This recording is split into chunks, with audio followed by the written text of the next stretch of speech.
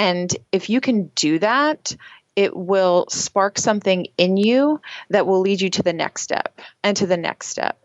And really, your only job is to just keep following the breadcrumbs and doing those next steps and see what happens, where the end result happens.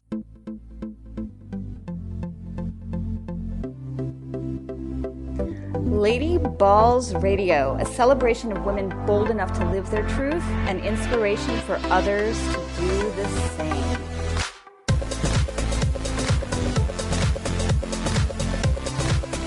Lady Ballers, welcome to our show today. We are in for a treat. Our guest is Michelle McCormick, the life, career, and goals coach behind Live Boldly.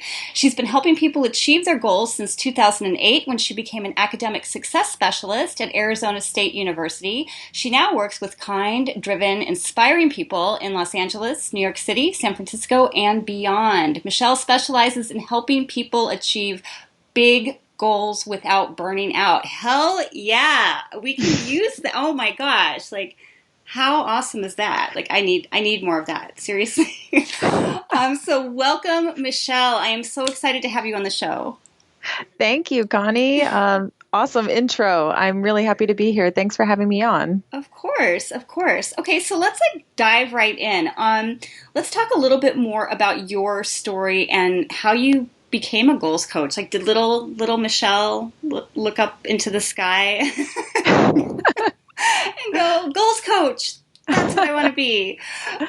No. Okay. I had no idea that this profession even existed. I did think I was going to be a teacher, though. Right. I grew up with a family of teachers. My grandmother was a first grade teacher. My mom eventually became a fourth grade teacher. I thought I was going to teach college. So there was something in me that always knew that imparting education and teaching people how to do things was kind of in my genes. But the goals coaching thing came much later. I was, as you said, an academic success specialist starting in around 2008. And I did that for about 6 years and got to the point where I knew I didn't want to become a dean, but I wasn't sure what I wanted to do and knew I needed to pivot.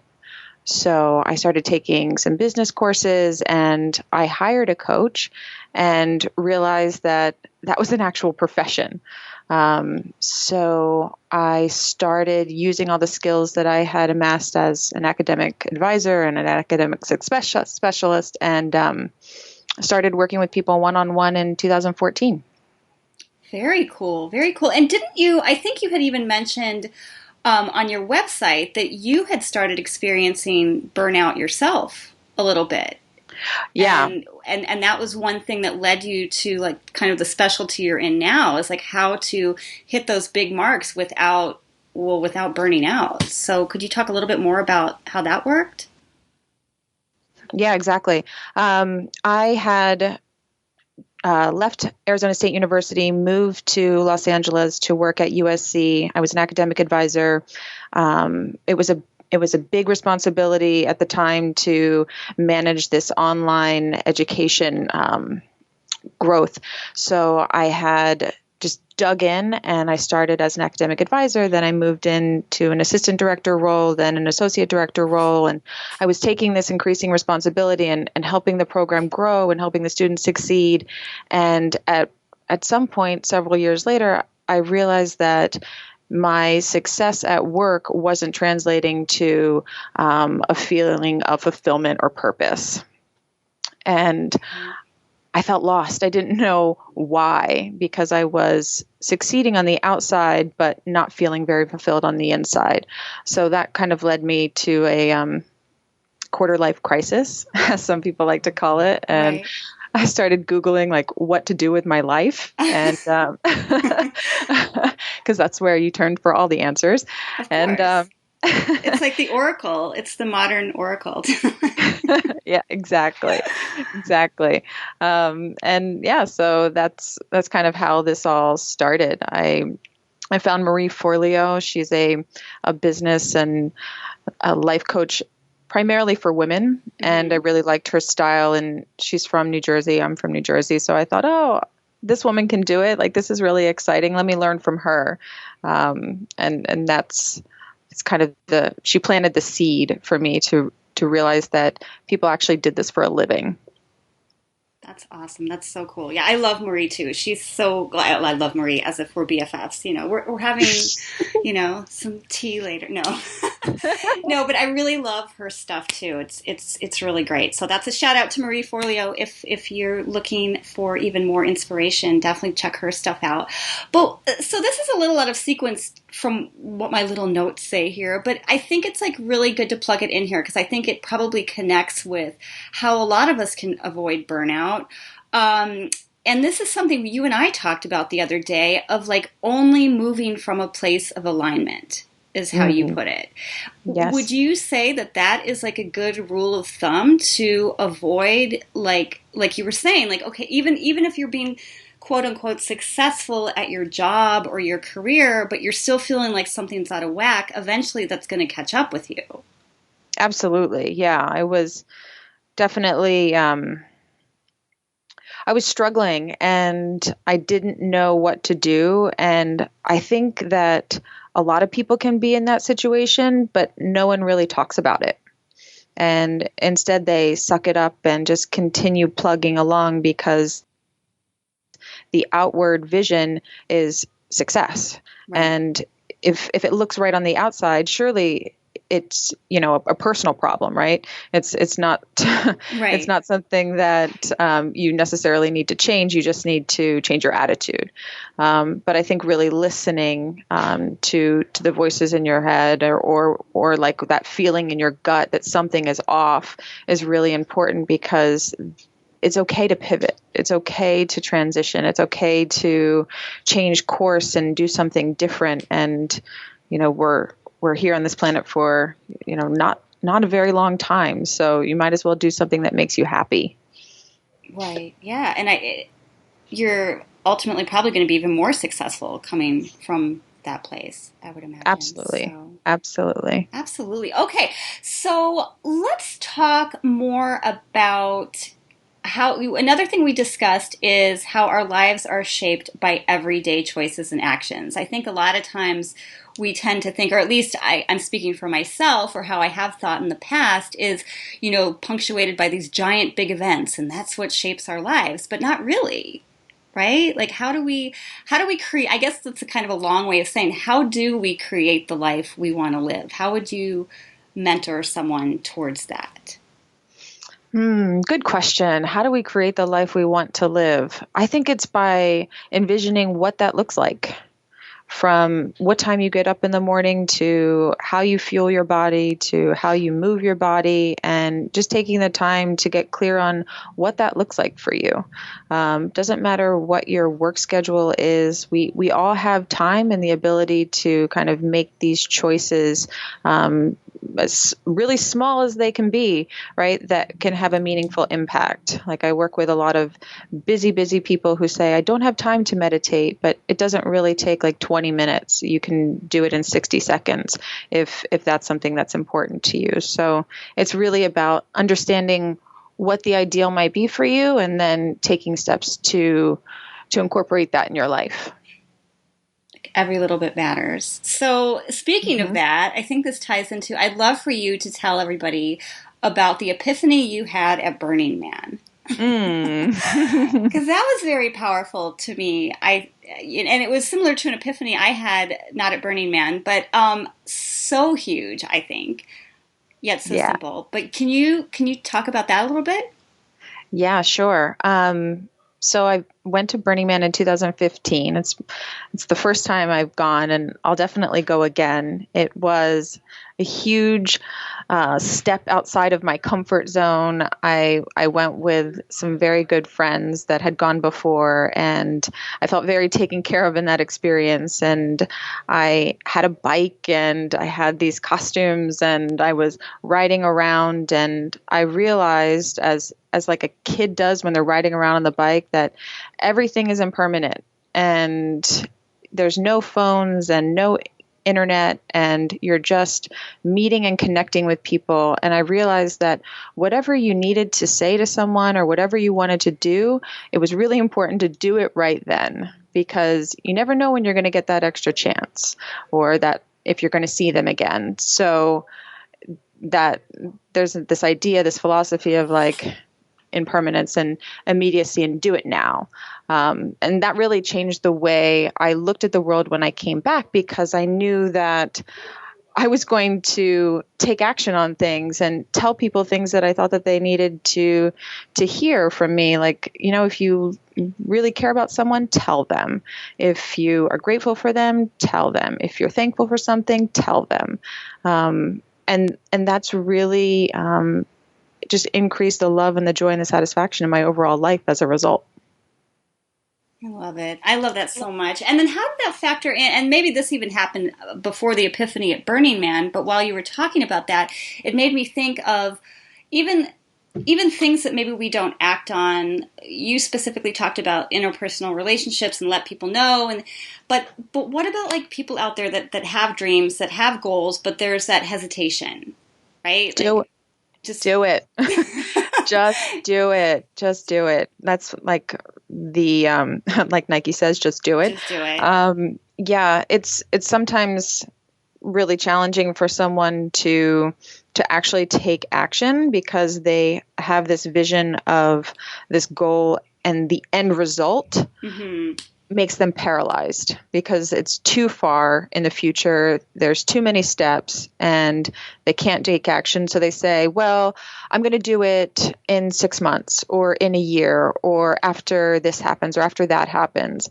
And what I've found with hundreds of people that I've talked to is that if we just talk about the vision, whatever that is, then there's a very small action step that you can probably do today that would take 15 minutes or less. Yes. And if you can do that, it will spark something in you that will lead you to the next step and to the next step. And really, your only job is to just keep following the breadcrumbs and doing those next steps and see what happens, where the end result happens. I love that. Just keep taking the next step, right? Exactly. And the next step, and the next step, and the next step.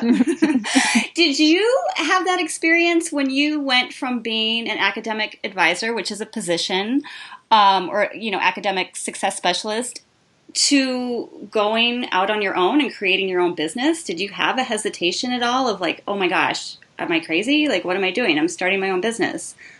Oh yeah, I was totally scared and freaked out, and I had no idea what I was doing. But I did have a couple of people around me who were entrepreneurs and freelancers. And so I knew that if they could do it, I could do it too. So it was really important for me to just look to them as inspiration. And it was a gut decision to go out on my own. And then I had to pair it with, okay, do I have enough runway? Like in terms of my financial situation, am I set up to have a few months so I'm not like starving and I can pay my rent? And then I was able to take the leap. And just do it. Right? Yeah, scary, but had to do it. Yeah, I think that's a common theme. So many times people are like, "Well, I'm scared, and how do I just do it?" And it's like you're going to be scared, but do it anyway. You know, exactly. That kind of thing. And I just want to underscore. I've heard this several times today. Follow your gut, right? When all else fails, just tune into that inner voice. Yeah, it's interesting, right? Because you have like that feeling that you want to do it, but then the voice in your head can be so loud with fear, right? It's the ego comes up and it tells you, you know, you're not good enough or it's going to fail or all of these nasty things. And it's really hard to battle. But if you know in your gut that this is the right thing for you, then it's important to listen. So follow your gut, not the little chattery voice in your brain. I like to call mine, Michelle knows this, mine's named Judy. Judge Judy. Judge Judy, there she is again. Damn it, Judy. Shut the hell up. Yeah, right? You have the power over her, even though Seriously. sometimes it doesn't feel like that because they're so mean. The inner mean girl can be tough, but we Yeah. all have it. It's not, and guys have it too. Everyone has it. So I think we're all just trying to figure it out. And as long as we can just know that and look at people around us and realize that, we're okay. Yeah. So is it healthy to tell them to F off? Absolutely. Yes. Yes. And Okay. keep going. Keep going. Because there also can be that kinder, gentler voice too, which I think if we listen and tease her out more, that that can help us too. So, all right. Okay, Yeah. Judy, you've been put on notice. Girl, I am not dealing with this anymore. Okay, so let's go back to goals. Let's talk about some concrete tips. You've already given some, which have been fantastic, which is just, I love the analogy of just follow the trail of breadcrumbs, right? Just keep taking that next step, next step, next step. But what are some things people can do? Because I think a lot of people, I mean, I've read so many books and have, reviewed the whole thing of how to achieve success by following SMART goals. And why might that not really be so smart to do? That and for those, I don't even have the acronym. I think they're all a little different, but isn't it like measurable and like what does SMART stand for? SMART stands for specific, measurable, action oriented, results oriented, time sensitive, I think. I I mean, there's think different schools of thought, but I yeah, think no, that's like the basics, right? yes, yes. Thank you for that because I'm like crap. I should have probably actually written that down, but I have our genius goal setter here with me, so of course she had it on the tip of her tongue. But why might that not be so smart? Because I'm going to be honest, like I followed that method or attempted to follow it for a good number of things, and it just annoyed the shit out of me. I'm going to be honest, and like it didn't really get me anywhere. I mean, it frustrated me really, and I felt like I wasn't in the flow. Yeah. So why that? And I'm not saying maybe for some people it does work. I'm not knocking it like 100% completely because this is not a one size fits all thing. But why might that not be so smart to That's do? yeah, that's so true, right? Like if SMART goals work for someone, then they should probably keep doing that, right? If it's Right. not broke, don't fix it. But from my experience and what I've realized is that sometimes when we're too specific about a vision or a goal and we haven't taken any action on it yet, when we start to take action and then we fail to meet our goals, it can completely deflate our motivation. Mm, yes, And that's true. yeah, and so then it becomes not helpful and, like you said, counterproductive, right? Yeah. So I think there's parts of SMART goals that are really important. Like, for example, it doesn't have to be super specific, but the vision should be clear and your why should be clear, right? So, for example, like if you want to say start a small clothing line, for example, I'm thinking about someone that I spoke to recently, and you want to make these custom jackets, right? Mm-hmm. Why do you want to do that? Because okay, you like fashion, and he wanted to include kimonos in denim, right? So that was really important to him because he liked the culture aspect of it. He liked the design element of it. He wanted to do something in fashion that was different for him, and he felt like it was creative and artistic. So knowing that vision, right? Like I want to create at least 2 of these items, right? Because it's going to stretch me in a new way, and it would be fun for me to produce something like this. Then that to me is clear enough. For something to be measurable and action oriented, I don't care about that. Right. just just take the next step. Like identify what is the first step and take it. Results, like the result can be as simple as I want to create 2 of these in the next year, right? So it doesn't have to be like super specific and immediate. Like some people think, well, if I don't have this done in the next quarter or the next 3 months, then why do it at all? But really, it can be, the goal can take as long as you need it to take. As long as you're happy and excited about the work you're doing and you're feeling in alignment with what it is, then just keep doing it. Yeah. So there's alignment again, right? The most important thing. Mm-hmm. Mm-hmm. Yeah, exactly. I feel you. And I also, something you had said earlier that is popping into my head with that is I feel like if you're strictly sticking to the SMART outline, it doesn't allow for the pivots that you were talking about earlier. You know, you don't have that flexibility because once you get started on a journey, I mean, I know that with starting this podcast, you know, it's not exactly what I envisioned in the beginning, but I've been listening to all the little whispers as I go along, and it's been an incredible journey. And if I had maybe stuck to like this rigid, which I didn't have in the beginning, I did this kind of, I was open to what was going to come down the pike. But if I had this like rigid vision of like, okay, this is specifically what this is going to look like, I would have missed out on so much. Oh, that's such a great example. Yeah, this podcast is a perfect example of that. And I think it's really cool to hear you say that you listen to the little whispers. What did they sound like? I'm curious. I think, well, I don't know specifically.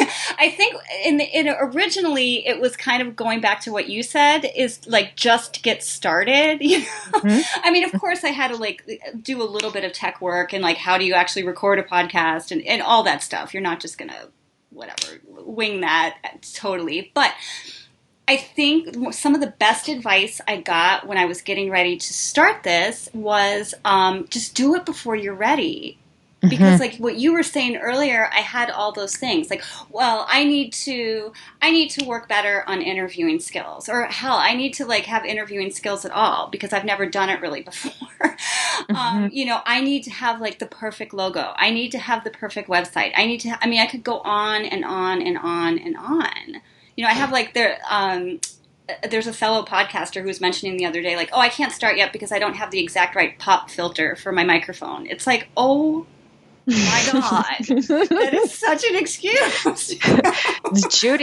Judy's taken over. Judy, you need a lot more than a pop filter, okay? I'll tell you that right now, Jude.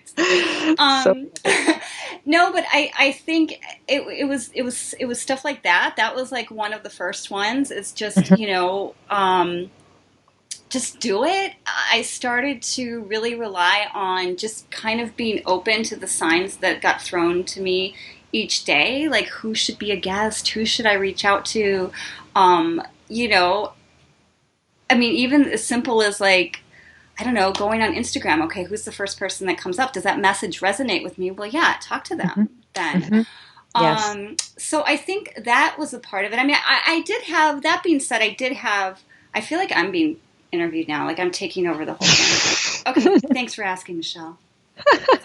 I love it. I want to hear more about it, but no. I'll sneak in more questions. I'll wrap it up quickly though. But I did have a guiding idea of, I wanted it to be a celebration of women that are out there that maybe were scared to try something, or nervous, or were out of alignment. You know, maybe we've had a lot of people on the show that have been like super successful in careers, but didn't feel in alignment.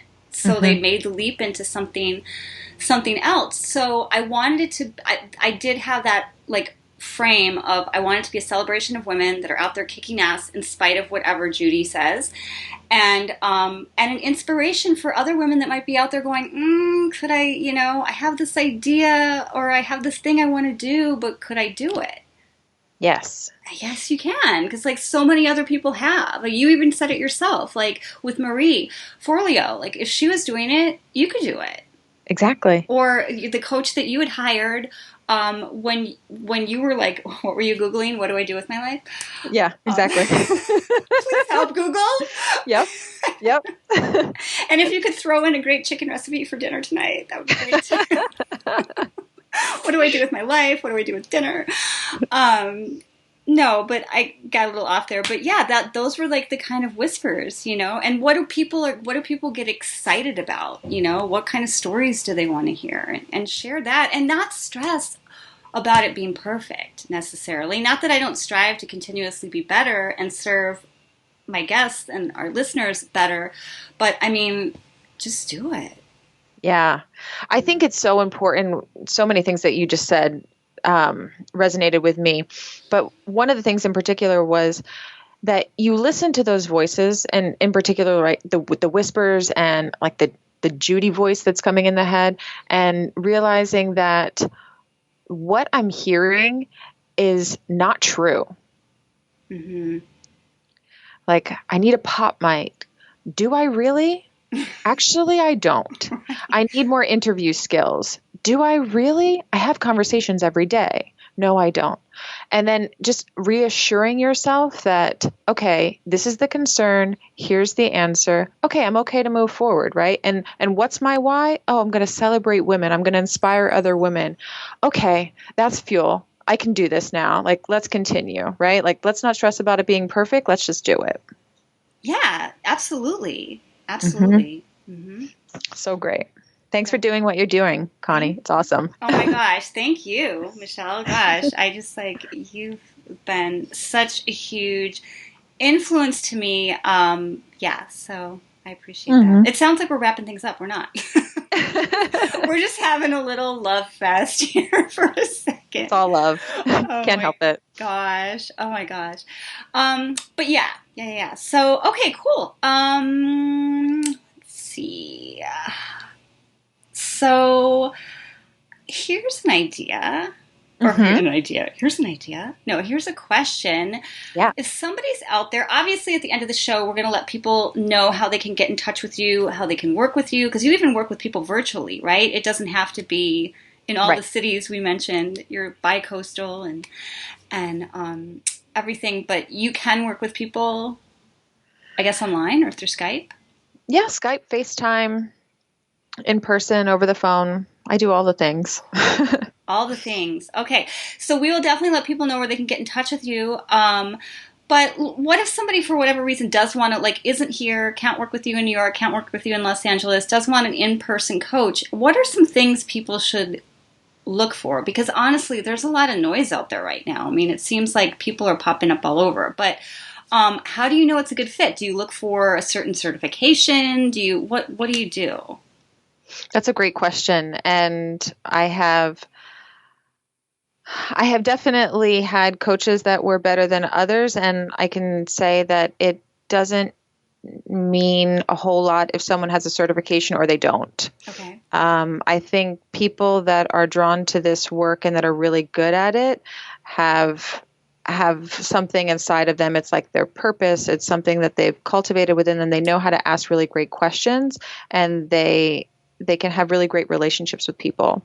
So if you're interested in hiring a coach, like, look them up, read about them, see if you can just really like their vibe, and then connect with them. So it's always helpful to talk with them, to meet with them if in-person coaching is something that you want, and just kind of feel it out, sense your gut.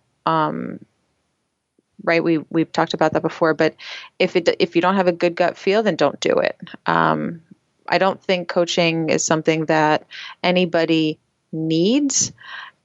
But it is something that can really help accelerate your progress or help you during an important transition. And if you are clear about what you want and you know that you need help to get there, then it's worth the time to find the right person to be your partner on that path. Got it. Got it. Okay. There you have it. There you have it. So, what would you say to somebody who is having trouble breaking down those smaller steps? I know you said there's always like one little thing you could do, but could you give an example of that? Because I think we didn't really dive too much into that when we mentioned it earlier. I think there is a lot of like paralysis when you have a big giant thing that you're trying to achieve. Yeah. and it seems so far away, right? And you're not seeing like the B through Y. You're just seeing like, how do I get from A to Z? Yeah, totally. so, so what are some things people can do just to keep that? And I'm asking honestly for myself too, because I have such a hard time, and I think a lot of us do in today's information overload age, is staying focused, right? Like, oh my Mm. God, there's this shiny thing and there's this. And like, what are some concrete steps that people, or tips that people could do to stay focused and to keep on that path and just keep taking the next step, to not get overwhelmed by the bigger picture? That's a really great question. I think one of the biggest things is to have someone outside of you that you can talk to about whatever it is that you're trying to do or achieve, because sometimes we can get so wrapped up in our own heads that, Judy comes in the picture and then the dream is killed before it's even begun. So talk to someone that you trust and share with them a little bit about what you want to do. And it doesn't necessarily, if you're in a relationship, it doesn't have to be that person. It doesn't necessarily have to be your best friend. Sometimes it's even helpful to have someone that's kind of on the outside of your circle, but still someone that you trust and that you know is going to hold you accountable. And let them in on what you're thinking about, and get some feedback. Start talking to them and spark that conversation. I think that's really important. You need to surround yourself with people that know what you're doing and that are going to talk to you about it. Another thing that is helpful is writing it down. What's the vision? What do I want to do? So, for example, for you, like, this is a celebration of women, right? And inspiration for other women. Like, I would suggest that that's on a note card, or you write it in a dry erase marker on your mirror or in your bathroom or somewhere where you see it all the time, just to remind you that, hey, this is this dream that I'm working on right now. And remembering why it's important to you is definitely helpful for motivation.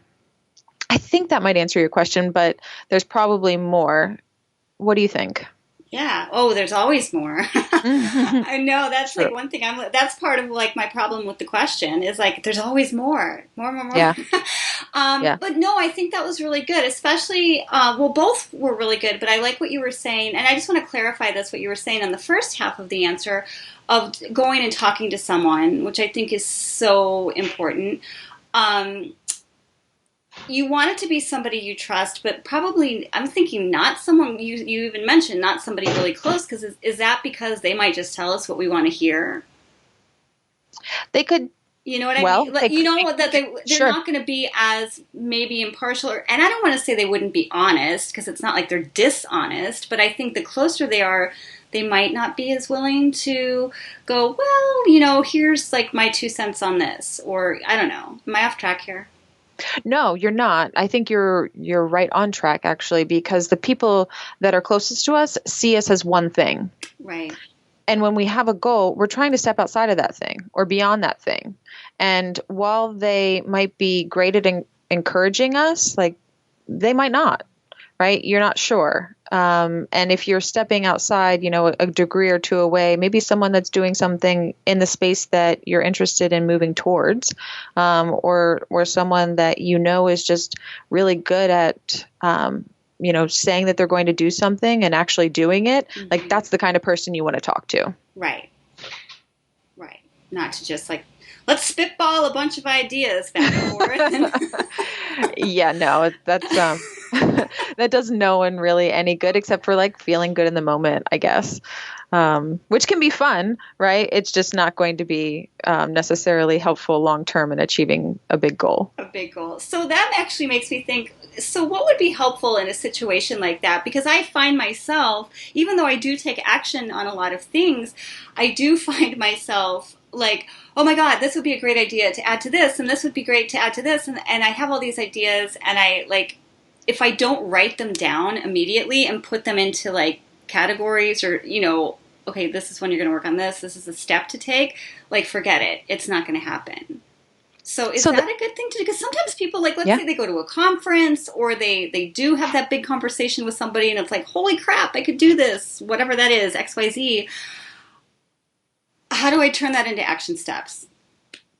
Well, I think you nailed it, right? By writing it down and putting it into lists. I don't know about you, but sometimes like I use Asana and I use tasks, and a lot of times like I can just front load all of these tasks into a project management tool, and it might be on a project that I'm interested in but not pursuing immediately, and then they just sit there. And over time that can just kind of weigh on you. I Yeah. like to write it all down, but then look at those first couple of tasks and then plug it directly into the calendar. Like actually put time on the calendar to work on this. There's many hours in the week, and the action item that I'm talking about is probably like no more than an hour. Mm-hmm. Probably more like 15 minutes to 45 minutes, and something that would probably be on some level enjoyable or fun. So scheduling that in the calendar, and maybe even making repeat appointments in the calendar to work on this project is typically more effective, right? Especially when we have our calendars synced up to our phones. And so we're getting these alerts on our computers and on our phones telling us that it's time to do whatever that thing is. Got it. Got it. So delegate it to yourself or delegate it to somebody else Oh, if yeah, that's a good one. big enough, but like just get it off your desk basically or into, like you said, onto the calendar. Yeah. So cool. Yeah. Cause like I find I can get into like over planning, or there's just not enough time in the day, time in the lifetime to finish every single project and idea that comes by. And I think maybe it's so what you're saying too is it's okay for us to let some of that go, right? Is to maybe push some things off the plate that don't really fit in with the big picture. Oh, that feels so good to me. Mm-hmm. There's lots of times when I look and I see that there's something that's kind of crept onto my to-do list or my task list that's not in alignment, and it doesn't really serve anyone, including myself. So I just cross it off and everybody feels great. So it's definitely okay to do that. Hey, permission granted, people. Yes.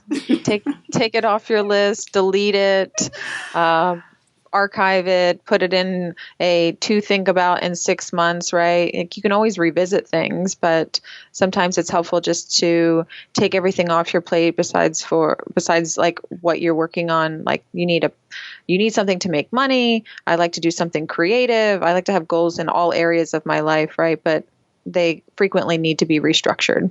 Yeah. So check in often and see if they still jive with what your vibe is, right? Just Exactly. Oh, that's good. jive with your vibe. All right, I'm full of them today. I'm like, Definitely a quotable. oh my goodness. I'm like already writing that down. I need to make a Same. little post about that.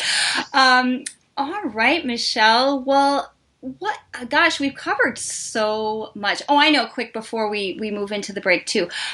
You had just touched on project management tools. Is there anything you would recommend for people? Like, just is there anything you use to kind of keep all of that straight? Or like you were saying, I'm going to go revisit something in 6 months, which I think is a great idea because if it's not a top list thing and you don't even know if you still want to do it, but who knows? Maybe in 6 months some time will have freed up and will spark like, oh, cool, I want to move on that. Is there a good like app or tool that you use to keep track of all that? Oh, wow. Yeah, I love using tools to help me focus. So Asana is one, and I like that for project management. I use Google Docs a lot. Okay. And I like to have that nice and organized so that I can outline projects in Asana and then upload a Google Doc that's related to it and then plug it into my calendar, all from the same interface. That's really fun for me. But then while I'm trying to stay focused and do my work on the computer, I found myself like going to Facebook. Like I would look on my keyboard, and before even recognizing it, I was typing FA. And I realized I was addicted to Facebook when in reality, like the ROI was not even there for me, right? Like it was kind of cool, but I was probably wasting more time than I needed to. So I installed something called Newsfeed Eradicator, and it's a Chrome it's a Chrome extension, and it's definitely helped me save a lot of time. I like Pomodoro timers. I'm not sure. I discovered those last year. Yeah. So good, right? Like you can set it for 25 minutes or 45 minutes, and then you can take a break, and it just keeps me on tasks because I know that I have a focused burst of work, and then I'm going to have a break, and I'm going to get up, and then I'm going to sit back down. And, as many times as it takes to do that during the day, I'm willing to do because it just makes me feel better overall. Yeah. Another one I like that I don't know if a lot of people know of, it's called Rescue Time. Mm-hmm. And that's an interesting app because it will for me, I do all of my work from my laptop. So it kind of logs the websites that I'm going to most often, and then it will give me a report at the end of the week to show me where I spent most of my time. Oh, busted, right? Yep. Yep. And it will tell you like very productive time versus very distracted time. I am challenging myself. It's a good one. I don't know if I'm going to like it, but that's good. I've never heard of that, but it's just Rescue Time? Rescue Time, yep. It's in the App Store, I think. Cool. Okay, so Google Docs, Newsfeed Eradicator, it's like punch Facebook in the gut. Pretty much. Pomodoro timer and Asana. Is that Asana like asana? Exactly. Is it? Okay. I was going to say asana, and then I'm like, it's Asana. It's really asana. Interesting. Maybe it is asana. No, I think it's asana. That's how I've heard it. But like, I don't know why. Like, I was spazzing on how it's spelled, but that is it. We're like yogis too, so that's awesome. Yeah, totally. I feel like a bad yogi now that I'm thinking about how it's spelled and how I said it. No, I'm pretty sure that it is Asana though for scheduling, but anyways, I just wanted to make sure so the listeners have the spelling of ASANA, and we will have all of this in the show notes for this episode at ladyballsradio.com, which is actually, I didn't have an official announcement plan because I'm still working on it, but we're kind of transitioning into launching Lady Balls Nation as well. Woo-hoo. Like, yeah, just in more of support, more of a community. So keep your eyes peeled for that. So you can find any of this at ladyballsnation.com, ladyballsradio.com. It'll take you to the same place. In the show notes for this episode, we'll have links to everything that Michelle and I just talked about. And I am going to employ some of these techniques because if you my current technique for what I just asked you about, how do you keep track of all that, is called Blizzard of Sticky Notes. Yes, I have that too. I get it. Oh my gosh. I spent all morning just going through it and delegating it to different lists, or like we were saying, just crumpling things up that don't even need to be dealt with anymore. But oh, that's great. There is got to be a better way because it's I just keep the sticky note business in business. Well, I think it's really good to plan, and sticky notes are really great for that because you can kind of put them all over the wall or the floor and reorganize them so you can kind of see it. And especially if you're someone who likes visuals, it's really important I like tactile, right? I just got back into pen and paper about a year ago, and I love taking notes and writing to-do lists on pen and paper because something about it just feels more real when I get to cross it out versus if I get to check a box. And I do both now with Asana and pen and paper. But I don't think that there's anything wrong with doing the sticky notes unless you think there is. Okay. You know who thinks there's something wrong with it? Keith. No, her name starts with a J. Oh, Judy. Well, you can tell Judy to F off. Judy, I got some sticky notes for you right here. I think I need to go to therapy for my anger issues with Judy. No, I'm just kidding. Oh my gosh. No, I think, well, Keith probably has, he just, whatever. He's so neat and orderly and precise. Keith is my husband, for those of you that don't know. So he just eye rolls, like, whatever. There she goes with, just a pile of, I don't know, just a mess following me around. But that's how I work. Like if I'm too organized or if I don't have enough little mess in my life, like I can't think straight or something, like I don't come up with good ideas. Well, I'm patting myself on the back that I am coming up with good ideas. So hopefully, yes. But yeah, so okay, cool. Permission granted also for the sticky notes. I feel better. Exactly. I feel enabled. Thank you. Yeah, whatever works, right? Yes. All Keep right. doing what you're doing. Well, it's also good for me. Like sometimes it's just the easiest way. Like if we've all had that. Like you have an idea. It's like, oh, I need to deal with this, but you're in the middle of something else, or you're just afraid it's going to be gone. Just at least get it recorded down so you can not lose it forever. Record it. Take action. Do it. Yeah, for sure. So, okay, we're going to head into the break and then come back, but which is the very nature of a break, I guess. But anything else that you wanted to add that we haven't covered yet? Any little nuggets that we didn't touch on? I mean, I know that this could be a life process, but anything else you wanted to share with our listeners before we head into the break? No, I can't think of anything at the moment. I'd love to ask you some more questions, but we can wait until after. Okay, yeah, let's take a quick break, and then we'll have the what I've come to know as the not so rapid fire questions segment, because it was designed to be like, okay, quick, but then it's always not quick. I mean, it's kind of quick. I don't want people to be going, oh my gosh, how long is the show going to be? But it's semi rapid fire question segment, and we'll also take some, I guess, questions to me from Michelle. Yeah. So we're going to take a quick break, and we will be right back. Badass Girls Unite. Want to be part of our inner circle? Head on over to ladyballsradio.com where you can join our VIP mailing list, check out the show notes for each episode, and access free bonus content. You can also head on over to our Facebook page, Lady Balls Radio, to join in the discussion, get updates on your favorite guests, and hear who's going to be on the show next. Okie dokie, we are heading back to the show. And we are back with Michelle McCormick, goal helper extraordinaire, right? Goal achiever extraordinaire. So you have some questions for me before we head into the supposedly rapid fire questions segment for you. Yeah, I do. Okay. If you don't mind. Yeah, no. Awesome. Well, if I mind, I'll just be like, nope. I choose not to answer that question. I don't recall.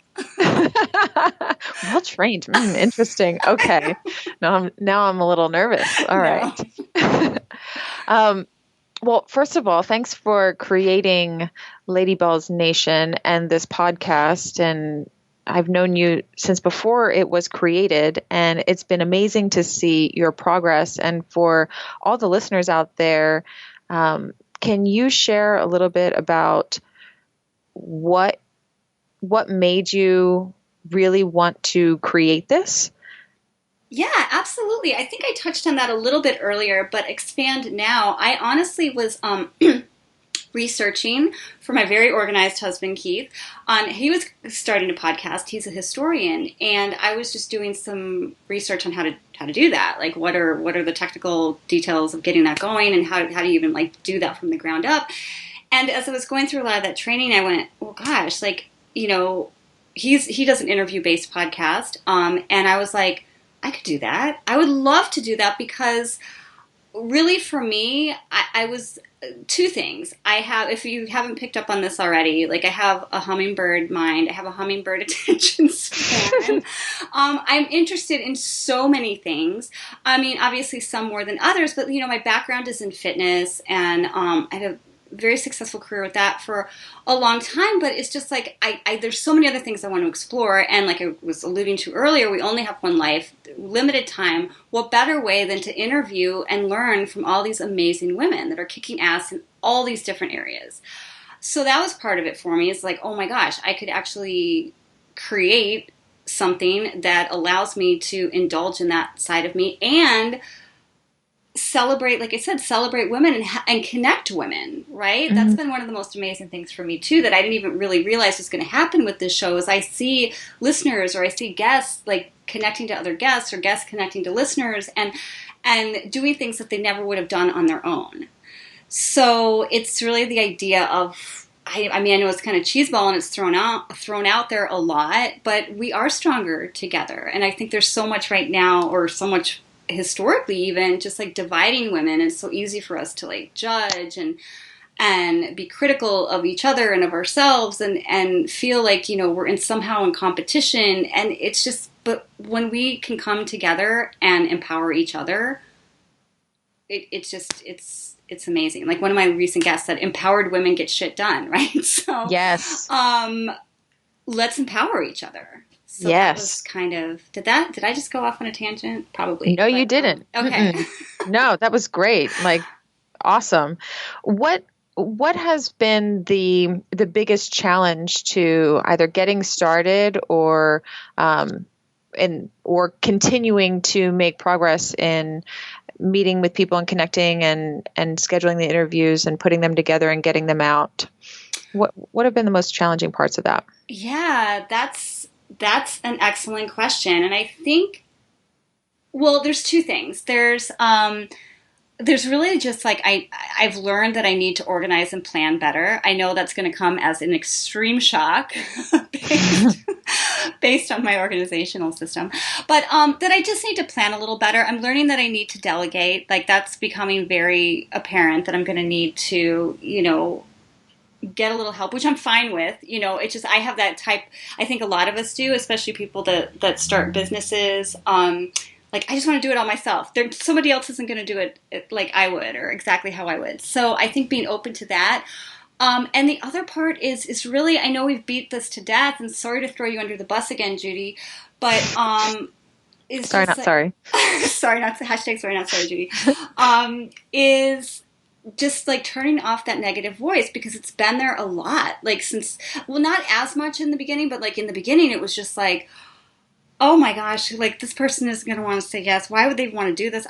This is going to be my first episode. Why in the world would she even like agree to do this? This is insane. You know, like there's people out there more successful, They have, somebody else has a pop thingy on their microphone that I didn't even know I needed until she told me about it, you know. Yep. Like, so I think those have been like the biggest challenges, is just like getting that chatter out, and then, you know, and just organizing my time better. And yeah, that's really been it. But I think honestly too, it's been one of the most rewarding and exciting parts, because it's pushed me out of my comfort zone, which just makes me feel good. I know, even if it doesn't feel good at the time, you know, but when you accomplish something, it's like, crap, I did it, and I didn't explode, and I didn't die, and, you know, the world didn't stop spinning. And then I've met all these like incredible people, and continue to along the way. So that far outweighs any of the like, oh, I'm scared. That's really awesome. So it sounds like you've had challenges, right? Like you've experienced challenges. It hasn't been completely smooth sailing, no challenges, right? But you have learned how to deal with them, or you're learning how to deal with them, and it's an evolution, right? The process is ongoing, and the benefits are making it worthwhile, right? Actually succeeding, putting out the episodes, meeting really cool people, and that's driving you along. Totally. Yeah. What's next for Lady Ballers Nation? You know, oh my gosh, I have so many ideas. But what's really next is just keep, like you were saying, taking those next steps. Ultimately, I would love for this to create, you know, turn into live events. Maybe even local events where that's something I had talked about with somebody, you know, in different places, maybe different Lady Balls chapters. I don't know. But, but right now, like just actually doing a local live event here in Los Angeles by the end of the year. And also just really building the community more. That's something I'm seeing as I'm doing this. that this is becoming so much bigger than just a podcast. Mm-hmm. I was just, that is the lens I was looking at it through when I started it last, I guess October now, is it's a podcast, which it is. That's going to be part of it and continue to be a big part of it. But I'm finding that women and listeners and followers, they consume information in so many different ways, and I don't want to just limit myself by making it just be the podcast. So we'll maybe reconnect and have these questions then. But I mean, I really am focused on developing the community and the tribe more right now to reach out to women in different ways, whether that's through live events, whether that's through different content outside of audio, whether that's video, written pieces, but just getting a lot more content, not just from me, but from other fabulous lady ballers like yourself, who are out there crushing it and getting the word out. So that's super exciting. I love the idea of live events. So I need to sign up for your newsletter so that I can make sure to be in the know. Yeah, totally. And merchandise. I've been getting asked a lot about that, and I'm just like, all right, okay. So expect some things coming with that too, like just some cool stuff. Show you're a lady baller, right? Like Awesome. So, and we'll be doing giveaways and a bunch of stuff. But yeah, so fun. like Michelle mentioned the newsletter. Yeah, just go to ladyballsradio.com, ladyballsnation.com, and there's a little banner at the top. It's really easy to sign up. I promise not to spam you. It's just like, because I hate tons of email when I sign up for something. But it will keep you in the loop with everything going on. Cool. I can't wait. I'll definitely be at the first Lady Ballers LA event. Can't wait. Thank you. I'm excited. I just started pre-planning on that this morning. That's why I just I have so many ideas in my head right now. but I think it could be so cool. So people want to be a part of it. Like the thing is, even if they don't even know exactly what it is, like when I meet people in person, they just love it. They'll be like, I don't know what that is, but I love the name. Yeah. So true. And once again, you're going to jive with that or not. Some people don't, but that's exactly how it is. But all right, are you ready for?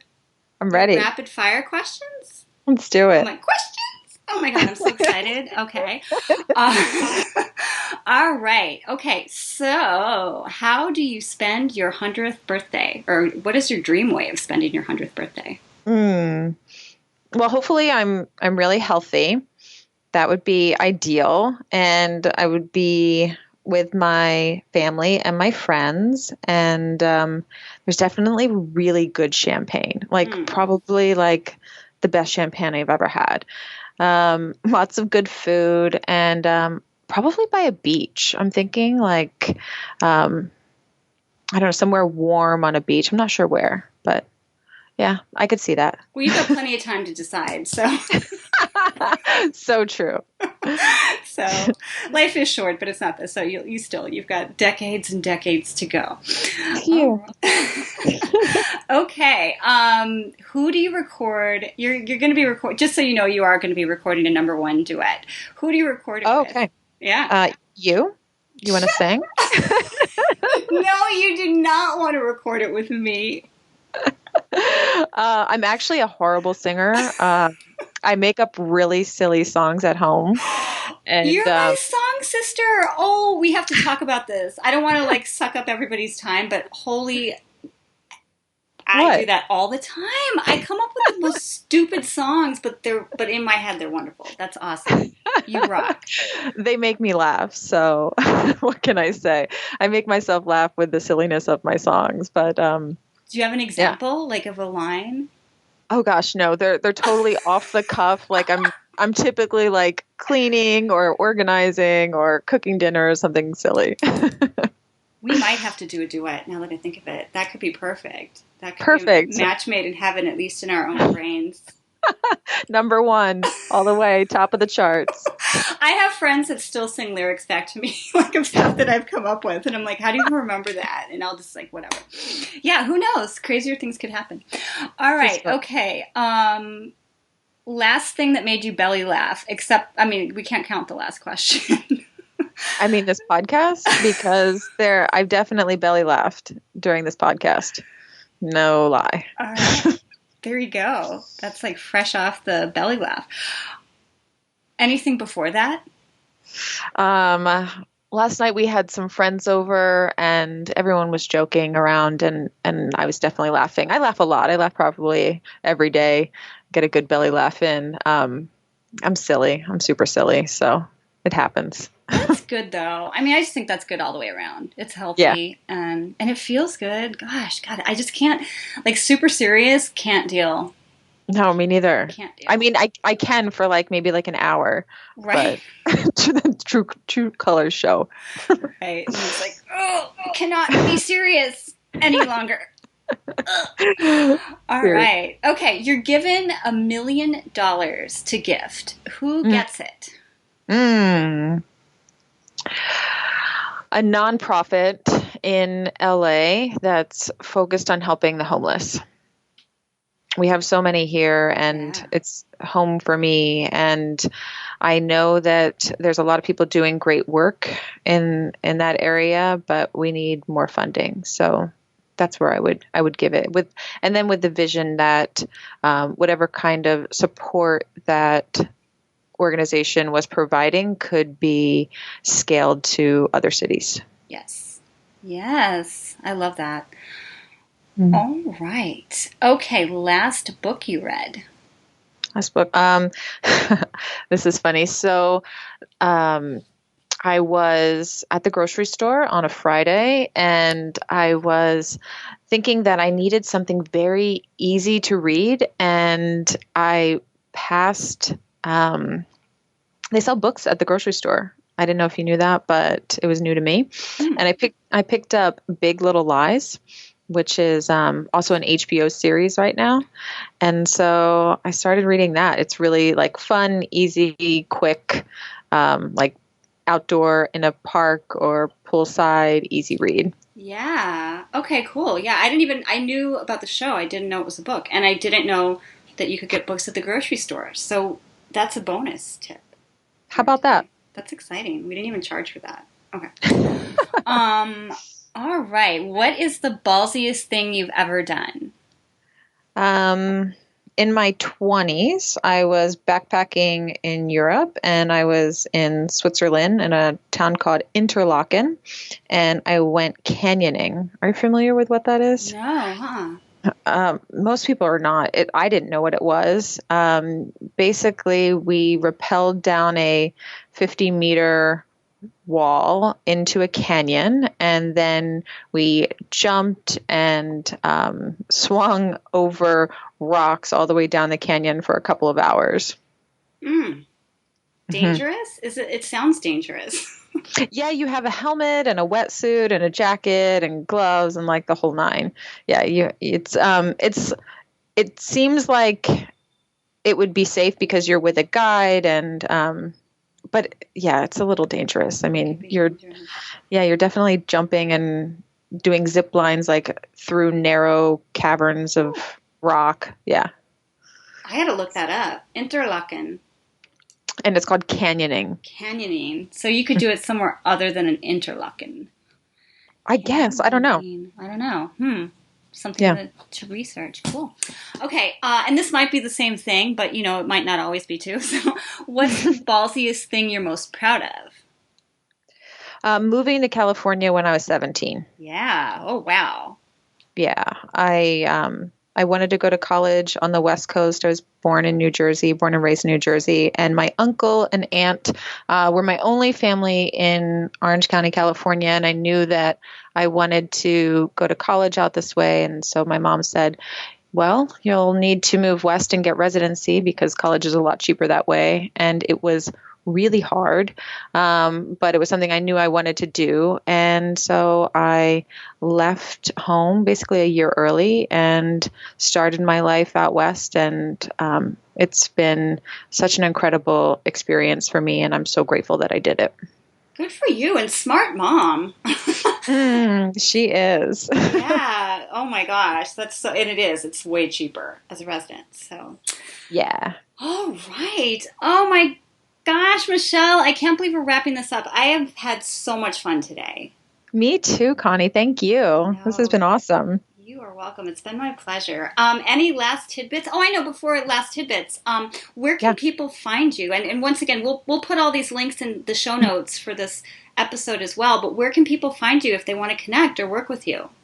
My website is liveboldly.co. Okay. So no M, just .co. Exactly. .co. And then I'm on Instagram at liveboldlyco. Cool. All right. Okay. That is easy. And LinkedIn? Do people do LinkedIn? I don't know. Yeah. Do you do? Yeah. People have been asking me that lately, so I'm cleaning up my LinkedIn. I'm probably mostly on LinkedIn, to be honest. Yeah. And just under Michelle McCormick. Okay. Yeah. Groovy. All right. Okay. Now, any last minute tidbits you want to leave?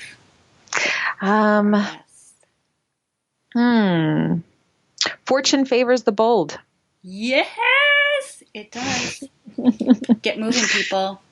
Do it. Just do it. And if you need help, ask somebody. Just do it. Yeah. Ask Michelle. Reach out to her, seriously. I'm happy to talk.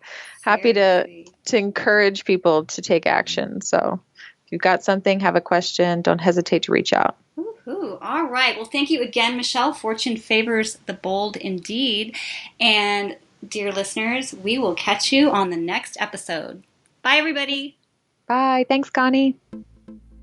Today's episode was brought to you by Audible. Get a free audiobook download and a 30-day free trial at www.audibletrial.com/ladyballs. Over 180,000 titles to choose from for your iPhone, Android, Kindle, or MP3 player, including Big Little Lies, Michelle's pick today. Thanks again, Lady Ballers. We will see you on the next show.